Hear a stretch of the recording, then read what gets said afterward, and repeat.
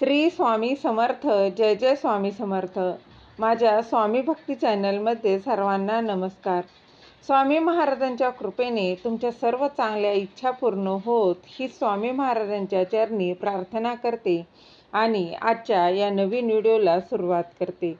2 जुलै 2024 या दिवशी आहे योगिनी एकादशी.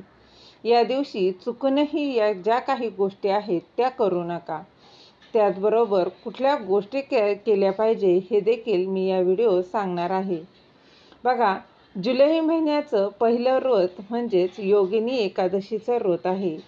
दरवर्षी ज्येष्ठ महिन्यातील कृष्ण पक्षातील एकादशीला योगिनी एकादशीचं व्रत केलं जातं. यावर्षी योगिनी एकादशीच्या व्रताच्या दिवशी अतिशय शुभ असे 2 योग जुळून आलेले आहेत. त्यापैकी एकामध्ये पूजा किंवा कोणतेही शुभ कार्य केल्यास त्याचे तिप्पट फळ मिळते.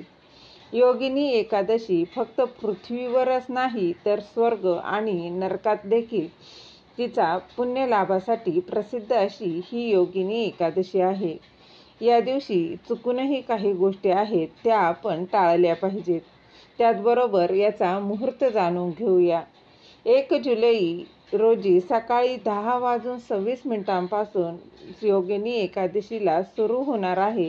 तर ही तिथी मंगळवार 2 जुलै 2024 सकाळी 8:44 असणार आहे. म्हणजेच उदय तिथीनुसार योगिनी एकादशीचं व्रत हे 2 जुलै रोजी पाळलं जाणार आहे. त्याचबरोबर या दिवशी श्रीहरी विष्णूंची पूजा करावी. पूजेबरोबरच माता लक्ष्मीची देखील पूजा करावी. या दिवशी हे अत्यंत 2 योग शुभ असे योग जुळून आलेले आहे. धार्मिक मान्यतेनुसार सर्वार्थ सिद्धी योगात केलेलं काम यशस्वी ठरत असतं. तर त्रिपुष्कर योगामध्ये पूजा, दान, यज्ञ किंवा कोणतेही शुभ कार्य केल्यानं त्याचं तिप्पट फळ मिळत असतं. असे हे 2 योग जुळून आलेले आहे. त्रिपुष्कर योगामध्ये योगिनी एकादशीचं व्रत उपवास करणं अधिक चांगलं मानलं जातं. त्याचबरोबर या दिवशी चुकूनही कोणत्या गोष्टी करू नये हे देखील जाणून घेऊया. योगिनी एकादशीच्या उपवासात विशेष असे नियम आणि शिस्त पाळली पाहिजे. म्हणून इतर उपवासांपेक्षा हा उपवास अधिक कठीण मानला जातो. त्याचबरोबर आषाढ महिन्याच्या एकादशी तिथींना शास्त्रात अतिशय विशेष असे महत्त्व आहे. त्याचबरोबर या दिवशी व्रत ठेवलं जातं आणि भगवान श्रीहरी विष्णूंची उपासना देखील केली जाते. एकादशी उपवास हा सर्व व्रतांमध्ये विशेष आणि अतिशय शुभ मानला जातो.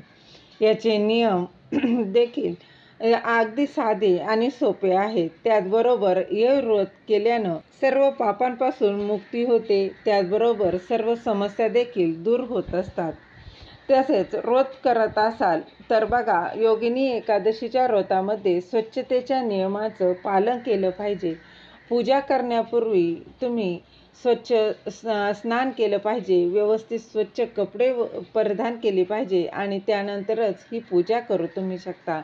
त्याचबरोबर एकादशी व्रत करताना खोटं बोलू नये. या व्रताचे फळ खोटे बोलून कधीही प्राप्त होत नाही.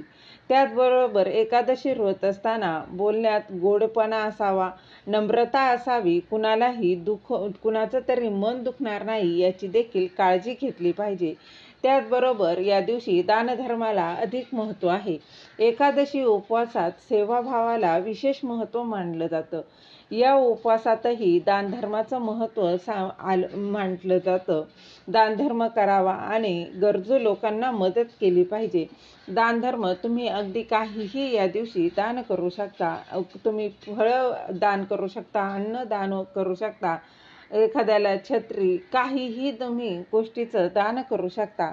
त्याचबरोबर या दिवशी एकादशी व्रताच्या दिवशी चुकूनही मांसाहार करू नये. एकादशी तिथी म्हटलं तर श्रीहरी विष्णू व माता लक्ष्मीला प्रसन्न करून घेण्याची अत्यंत महत्त्वाची अशी ही तिथी असते. झालेली सेवा महाराजांच्या चरणी रुजू करते. दिलेली माहिती तुम्हाला आवडली असेल तर लाईक करा, शेअर करा, सबस्क्राईब करायला विसरू नका. श्री स्वामी समर्थ. जय जय स्वामी समर्थ.